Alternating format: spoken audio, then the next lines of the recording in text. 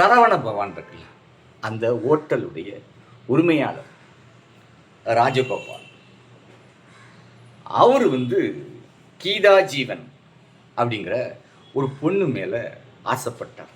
ஆசைப்பட்டதுக்காக அவளுடைய கணவனை ஆள் வைத்து கொலை செய்து விட்டார். அந்த கேஸில் அவரை தூக்கி உள்ள வச்சிட்டார். அவருக்கு மன உடைச்சலாகி நோய் காலமாகி விட்டார். இப்போ அவர் புன்னையடிங்கிற ஒரு ஊரில் கோயில் கட்டிருக்கார். ஏழுமலையான் கோயில், திருப்பதியில் உள்ள கோயில் மாதிரியே கட்டிருக்கார். அந்த கோயிலுக்கு மக்கள் பார்க்கறதுக்கு அலையா டெய்லி வராங்க, கூட்டமாக வராங்க, கும்பிடுறாங்க. அந்த கோயிலுக்கு பக்கத்தில் அவருடைய சமாதி இருக்கு, ராஜகோபாலுடைய சமாதி. ஆனால் இந்த கோயிலுக்கு வருகிறவங்க யாருமே ராஜகோபால் அண்ணாச்சியை போய் கும்பிடுவதற்கு யாருமே போக மாட்டாங்க.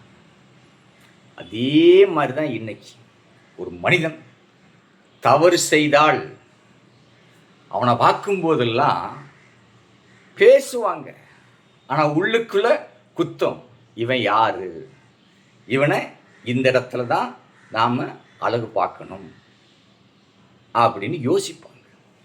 இப்போ நான் யூடியூப் சேனலில், என்னுடைய சேனலில், நம்ம சேனலில் 2 முறை பேசுகிறேன்.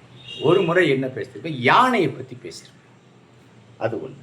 அடுத்தால தமிழ்நாட்டில் 2026 சட்டமன்ற தேர்தலில் இந்த அறிக்கைகளை கொடுத்தால் மகளிர்களின் மனதை கவரும், அவங்கெல்லாம் கண்டிப்பாக இந்த அறிக்கைகளை பார்த்து உங்களுக்கு ஓட்டு போடுவாங்கன்னு பேசியிருந்தேன். அதனுடைய ஆதாரத்தையும் நான் இப்போ உங்களுக்கு போடுறேன். சரி, அதை பற்றி நான் ஒன்றும் கவலைப்படலை.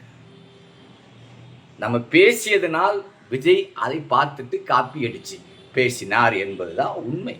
ஏன்னா இன்னைக்கு விஜய் எதையுமே சொந்தமாக யோசித்து பேசவே இல்லை.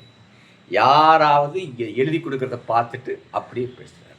மறுநாள் காலையில் அவர்கிட்ட நீங்கள் போய் கேட்டிங்கன்னா நான் என்ன சொன்னேன், என்ன பேசினேன் அப்படின்னு அவருக்கே புரியவே புரியாது. அப்படி ஒரு மனநிலையில் தான் இன்னைக்கு விஜய் இருக்கிறார். இப்போ நீங்கள் நான் பேசிய அந்த வீடியோக்களை கொஞ்சம் பாருங்க. நன்றி, வணக்கங்க. ஒரு யானை கிட்ட தவறான உணவகத்தை யாராவது கொண்டு போய் கொடுத்துட்டான்னு வைங்களேன், அதை சாப்பிடவே சாப்பிடாது, வாயிலே தான் ஒதுக்கி வச்சிருக்கும். அந்த கொடுத்தவன் என்னைக்காவது வந்தாமன்னு வச்சுக்கிடுங்க, போட்டி போட்டு அதை செய்யறேன், இதை செய்யறேன், ஆணையை செய்யறேன், பூனையை செய்யறேன், என்னெல்லாமோ சொல்றான். இதுல நீங்க ஒரு பாதிய குறைச்சிக்கிடுங்க. முக்கியமானது மட்டும் செஞ்சா உருப்படியா ஒண்ணு செய்யுங்க.